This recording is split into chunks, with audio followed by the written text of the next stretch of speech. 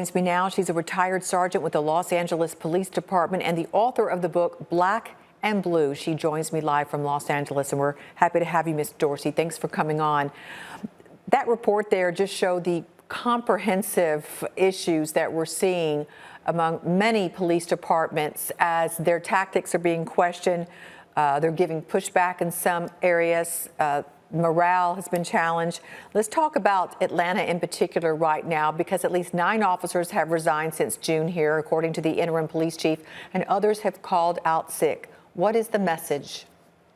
The message is that they want to be able to kill Black folks with impunity. And so, listen, did these officers just find out in the last few weeks that somehow they were undertrained and weren't getting the proper tools that they need to be effective in their job? And so everybody who wants to be the police shouldn't be the police. And if they're calling in sick because they don't have the ability to shove a 75-year-old man down and crack his head, or sit on the neck of another man, George Floyd, for 8 minutes and 46 seconds, if that's something that doesn't sit well with them, then this is not the job for these police officers. And so I say good riddance.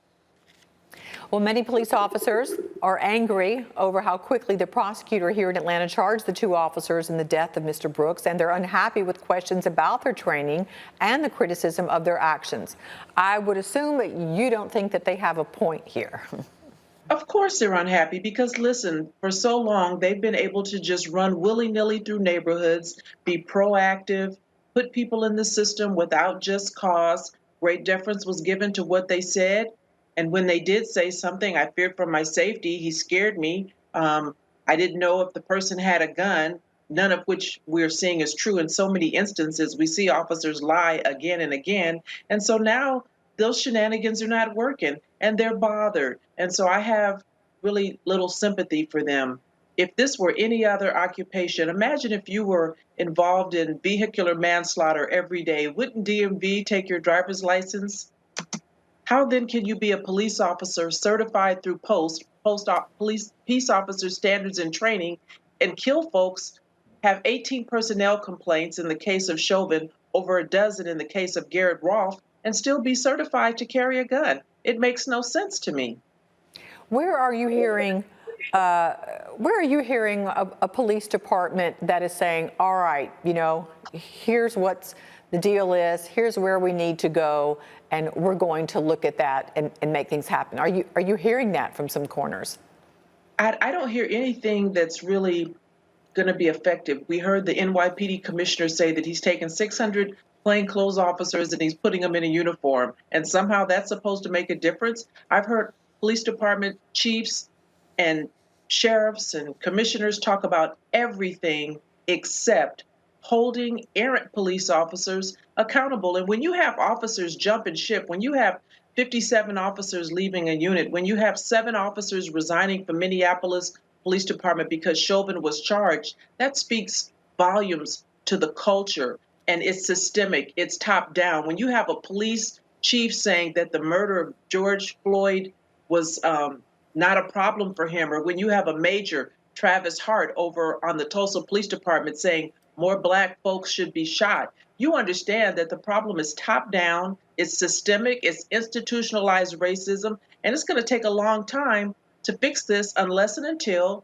police chiefs are willing to hold officers accountable. Where are the good chiefs? Everybody wants to know, where are the good officers to tell on the bad officers? Where are the good chiefs to hold the bad officers accountable?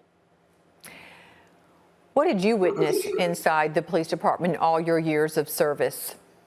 I witnessed a little bit of everything. I certainly worked with the majority of officers who were there for the right reason, doing the right thing, but I also worked with some knuckleheads. I worked with an officer who had animus in the Black community, and LAPD knew about him when I was assigned to Central Traffic Division. They let him live to offend again. He racked up personnel complaints, much like Derek Chauvin did, until finally he shot and killed a Black man, John Daniels, and then finally, LAPD was willing to do something. And so we see time and time again, police departments look the other way, coddle and shelter.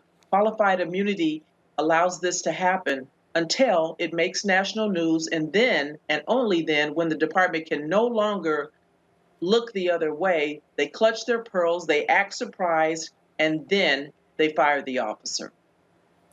Let's look beyond the police departments. House Democrats, Senate Republicans are on a collision course over policing reform at the federal level.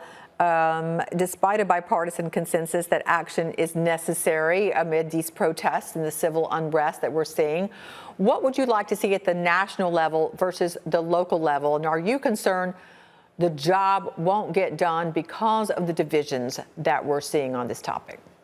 I'm concerned the job won't get done. And what I'm seeing at the national level is really going to have little influence on the local. But I'll just say this, because this president pretends that he's done so much for Black folks when in actuality he's done nothing. His executive order is evidence of that. He asked for things that are already in existence. A national database. Listen, Chauvin and Wolf were already on a database locally. They knew who they were. They had collected numerous complaints. And so having a database with a list of officers' names means nothing. This president talks about getting officers certified. We already are. We already are certified. They talk about banning a chokehold. And then when we see an officer use a chokehold like Daniel Pantaleo, the NYPD told us, oh, that wasn't a chokehold. That was an upper body seatbelt restraint. So how is any of that going to stop officers day to day who work patrol from continuing to do those things that are causing great harm in my community? Always appreciate your input and your expertise as you served for a very long time. Cheryl Dorsey for us. Thank you so much, Ms. Dorsey.